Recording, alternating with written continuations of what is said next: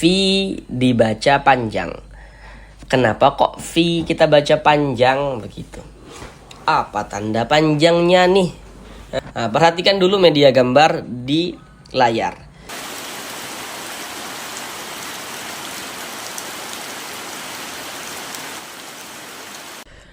Assalamualaikum warahmatullahi wabarakatuh. Jika memiliki permasalahan, belum lancar di dalam membaca Al-Quran, kemudian belum memahami ilmu tajwid, sehingganya ketika membaca Al-Quran tidak percaya diri karena belum memahami ilmu tajwid, karena belum lancar dalam membaca Al-Qurannya, mari belajar mengaji Al-Quran di channel ini. Di sini kami akan berusaha untuk membantu saudara semuanya, baik bapak dan ibu yang sudah lansia maupun saudara yang masih muda, yang kiranya memiliki permasalahan, belum lancar di dalam membaca Al-Quran, kemudian belum memahami ilmu tajwid. Maka di sini kami akan berupaya untuk membantu saudara semuanya agar dapat dengan mudah dalam memahami ilmu tajwid Al-Quran guna untuk melancarkan bacaan Al-Qurannya. Dengan penjelasan tajwid yang akan kami jelaskan dengan pelan-pelan, ditambah media gambar dalam penjelasannya, semoga saudara semuanya, bapak dan ibu, dapat langsung dengan mudah dalam memahami ilmu tajwid Al-Quran guna untuk memperbaiki bacaan Al-Qurannya, guna untuk melancarkan bacaan Al-Quran daripada saudara semuanya. Baiklah, tanpa perlu berlama-lama, langsung kita mulai belajar mengaji Al-Quran kita. Marilah bersama-sama kita lanjutkan kembali belajar mengaji Al-Quran kita dengan penjelasan ilmu tajwid yang akan kami jelaskan dengan pelan-pelan guna untuk memperbaiki, untuk melancarkan bacaan Al-Quran daripada saudara semuanya, bapak dan ibu. Sekarang kita sudah masuk pada surah Al-Waqi'ah ayat yang ke-28. Bagi saudara yang baru bergabung di channel ini ya, di sini kita berfokus pada pembelajaran Al-Quran, dan di dalam channel ini juga sudah kita bahas secara full ya surah Yasin, kemudian kita masuk pada surah Al-Waqi'ah, dan sekarang kita sudah sampai ayat yang ke-28. Jadi ini kita baca bersama-sama terlebih dahulu, baru nanti akan kami jelaskan tajwidnya. Jadi kita belajarnya itu pelan-pelan saja ya, sedikit-sedikit saja, yang terpenting semoga dapat langsung bisa dipahami, karena di sini kami berusaha menjelaskan tajwidnya itu dengan pelan-pelan seperti itu. Jadi bertahap, pelan-pelan, sedikit-sedikit, tapi langsung bisa dipahami itu jauh lebih baik daripada sekali banyak tapi banyak juga yang lupanya begitu. Mari kita baca bersama-sama terlebih dahulu dengan pelan-pelan.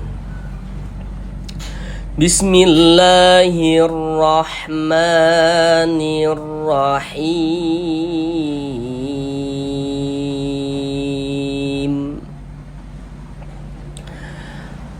Fi sidrim makhdud.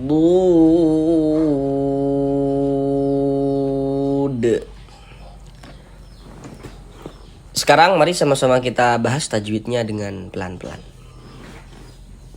Yang pertama di sini, fi dibaca panjang. Kenapa kok fi kita baca panjang begitu? Apa tanda panjangnya nih?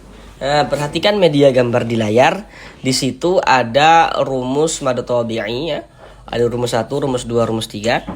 Kami jelaskan dulu bagaimana cara memahami secara keseluruhan daripada media gambar di samping itu. Rumus 1 yang warna hitam, huruf ya sukun sebelumnya harokat kasrah. Rumus 2 warna hitam, huruf waw sukun sebelumnya harokat dhammah. Rumus 3 warna hitam, huruf alif sebelumnya harokat fathah. 3 huruf yang barusan kami sebutkan itu ya. Nah, itulah yang disebut dengan huruf mad itu. Kemudian huruf mad itu nantinya di dalam Al-Quran untuk menunjukkan tanda panjang juga bisa ditulis dalam bentuk seperti yang warna hijau di samping itu. Yang warna hijau itu pada dasarnya yang warna hitam. Nah, bentuknya bukan warnanya, bentuknya.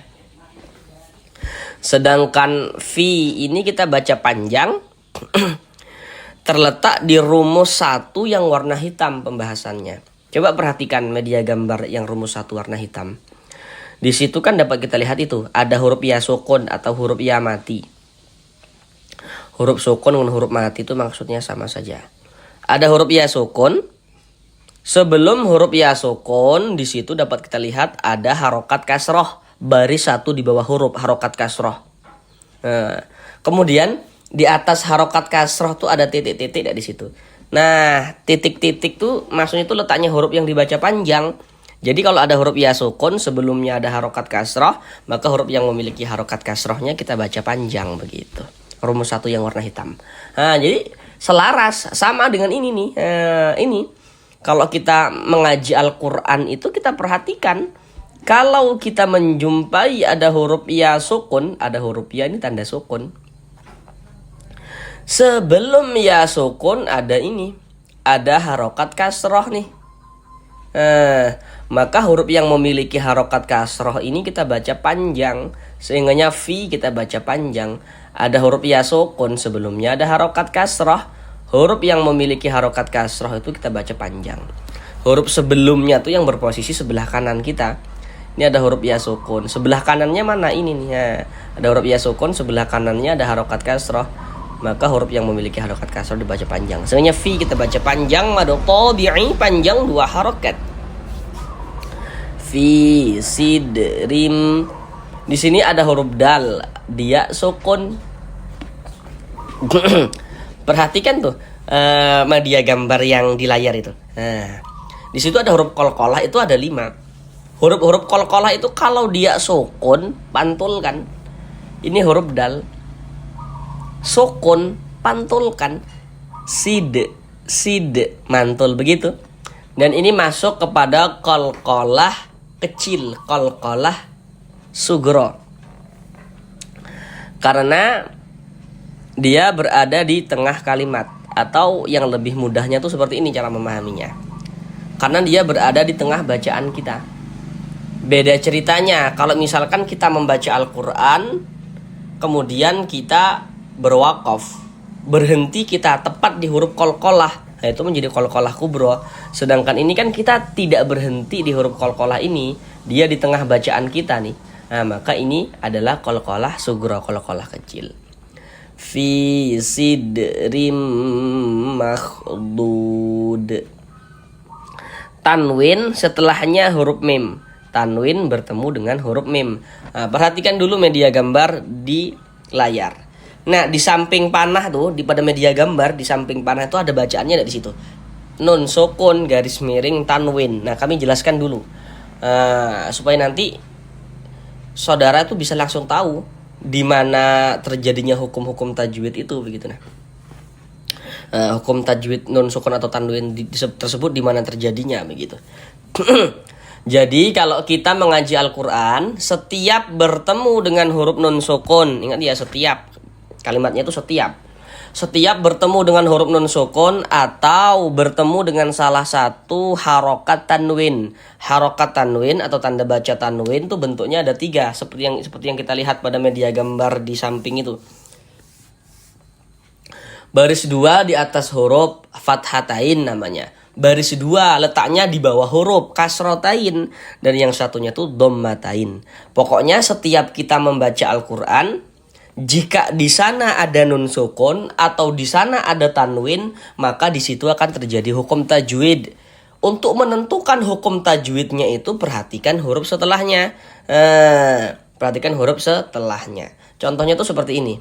Ini tanwin, setelahnya huruf mim. Kalau huruf setelahnya tuh yang berposisi sebelah kiri.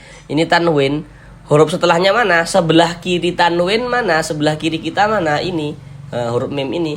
Tanwin setelahnya huruf mim. Huruf mim inilah yang harus kita ketahui. Seperti yang kita lihat pada media gambar, huruf mim termasuk salah satu huruf idgham bi gunnah. Tanwin bertemu dengan huruf mim, dikarenakan huruf mim huruf idgham bi gunnah, maka hukumnya adalah idgham bi gunnah. Nah, jadi kalau ada nun sukun atau tanwin, setelahnya bertemu dengan salah satu daripada 4 huruf yang di samping itu, maka hukumnya adalah idgham bi gunnah. Cara membacanya dengan cara memasukkan, kemudian disertai dengan gunnah. Yang dimasukkan itu apanya, begitu kan? Bunyi tanwinnya ini dimasukkan ke huruf mim, sehingganya kita baca rim. Jangan dibaca rin, tapi dibaca rim, masuk melebur ke huruf mim, rim. Kemudian digunnahkan. Jadi di bagian rimnya itu, suaranya itu kita tahan, kita panjangkan sejenak. Nah, sepanjang 2 harokat. Rim makhdud. Rimnya yang kita tahan, kita panjangkan ya. Jangan manya, jangan pula rim manya pendek. Rimnya yang kita panjangkan. Rim, nah, kita gunnahkan. Rim makhdud. Nah, ini hampir terlewatkan di sini ya. Huruf ro kalau dia memiliki harokat kasroh, ada huruf ro memiliki tanda baca kasroh baris 1 di bawah huruf atau baris 2 di bawah huruf kasrotain. Nah, ini huruf ro, di bawahnya ada baris 2 di bawah huruf ya, kasrotain. Huruf ro-nya dibaca tipis, dibaca tarkik, sehingganya pangkal lisan kita tidak naik terangkat ke atas ya, rileks saja lidah kita. Rim makhdud. Nah, seperti itu. Kemudian dud dibaca panjang. Ini pada awalnya namanya adalah mad tabi'i, namun berubah menjadi mad arid li sukun. Nah, apa penyebabnya begitu? Perhatikan rumus 2 yang warna hitam. Nah, di rumus 2 yang warna hitam di situ dapat kita lihat kan? Di situ ada huruf waw sukun, ada huruf waw sukun. Jadi kalau membaca Al-Qur'an ada waw sukun, sebelum waw sukun ada huruf waw sukun, ada tanda sukunnya. Sebelum waw sukun ada harokat dhammah. Ada tanda baca dhammah. Kemudian di bawah harokat dhammah tuh ada titik-titik kan pada media gambar rumus 2 warna hitam tuh. Nah, titik-titik di situ tuh maksudnya tuh letaknya huruf yang dibaca panjang begitu. Nah, jadi kayak gini nih, ini contohnya nih. Nah, jadi kalau kita mengaji Al-Quran itu kita lihat-lihat, kita perhatikan. Kalau bertemu dengan huruf waw sukun, ada huruf waw, ada tanda sukun nih. Kemudian sebelum waw sukun ini ini nih, ada harokat dhammah nih. Ada tanda baca dhammah nih. Ada huruf waw sukun, sebelumnya ada harokat dhammah, ada tanda baca dhammah. Maka huruf yang memiliki tanda baca dhammah ini kita baca panjang. Nah, sehingganya du kita baca panjang. Nah, sesuai dengan rumus 2 yang warna hitam. Ada huruf waw sukun sebelumnya harokat dhammah, maka huruf yang memiliki harokat dhammah dibaca panjang. Pada awalnya dia namanya mad tabi'i. Kemudian du ditambah huruf dal yang kita sukunkan menjadi dud. Mad tabi'inya bertemu dengan huruf yang kita sukunkan, berubah nama menjadi mad arid li sukun. Panjangnya mad arid li sukun boleh 2 harokat, boleh 4 harokat, boleh juga 6 harokat. Yang terpenting konsisten dalam sekali bacaan. Maksudnya konsisten itu, kalau kita mengaji Al-Quran, jika mad arid li sukunnya kita baca 2 harokat, maka saat kita mengaji Al-Quran itu semua mad arid li sukun yang kita temui kita baca 2 harokat. Kalau kita baca 4, semuanya kita baca 4. Tidak boleh selang-seling, harus konsisten begitu. Nah, huruf yang kita sukunkan huruf dal. Ini kalau kita berwakaf, kalau kita berhenti di huruf dal, kita baca dud. Jangan dibaca dudin, jangan. Mengapa begitu? Mengapa begitu? Jadi kalau kita membaca Al-Quran, kalau kita mengaji Al-Quran, lantas kita berhenti berwakaf di huruf yang tidak dibaca panjang, maka hurufnya itu kita sukunkan. Ini kita membaca Al-Quran, berwakaf kita, berhenti kita, tepat di huruf dal. Di sini huruf dal tidak dibaca panjang. Nah, tadi apa kami katakan? Kalau berwakaf di huruf yang tidak dibaca panjang, maka hurufnya itu kita sukunkan. Nah, berwakaf di huruf yang tidak dibaca panjang, hurufnya kita sukunkan. Sehingga ini kita baca dud. Nah, seperti itu. Kemudian kan kedudukannya nih huruf dal ini menjadi sukun. Kedudukannya menjadi sukun. Sukun sebab kita sukunkan, mati sebab kita matikan. Perhatikan media gambar di samping lagi, huruf dal termasuk salah satu huruf qalqalah. Kalau dia sukun, pantulkan. Nah, huruf dal ini menjadi sukun. Sukun sebab kita sukunkan tadi. Nah, pantulkan dud. Dan ini masuk kepada qalqalah kubro. Pasti saudara sudah tahu nih alasannya kenapa kok ini jadi qalqalah kubro.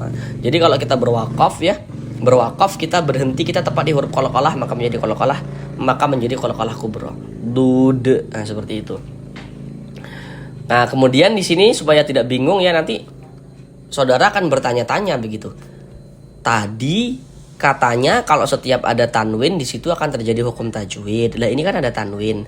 Iya, kalau kita berwakaf di sini ya tidak terjadi hukum tajwid. Tapi kalau kita wasolkan, tidak berwakaf di sini ya, tidak berhenti di sini, langsung kita sambung bacanya, maka ini terjadi hukum tajwid dengan kita memperhatikan huruf setelahnya, seperti itu. Kemudian di sini ada tanda wakaf, bentuknya itu lam alif. Nah, ini wakaf mamnu. Nah, jadi maksudnya tuh dilarang untuk berwakaf. Nah, tapi kalau wakaf mamnu itu terletak di akhir suatu ayat, nah ini di akhir ayat kan? Di akhir ayat. Nah, di akhir ayat 28 ini.